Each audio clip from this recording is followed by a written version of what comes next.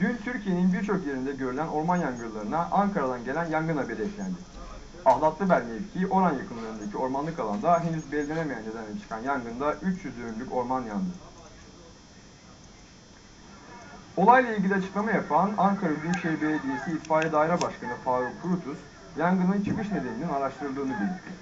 Orman ve jandarma ekiplerinin de kendilerine yardım ettiği Türkiye'nin tahıl ambarı olarak anılan ve iç talebin büyük bir kısmını karşılayan Konya'da yaşanan kuraklıktan olumsuz şekilde etkilendiklerini belirten un üreticileri üretim kaybı nedeniyle un fiyatlarının %15 ila 20 oranında artabileceğini belirtiyor.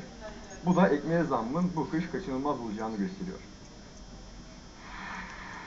Tüm dünyada yaşanan ve Türkiye'de olumsuz etkileyen küresel ısınma ve bunun sonucu yaşanan kuraklık tahıl ve un üreticilerini olumsuz etkiledi. Yağışların az olması nedeniyle büyük rekolte kayıplarının görüldüğünü ve birçok tarlaya biçer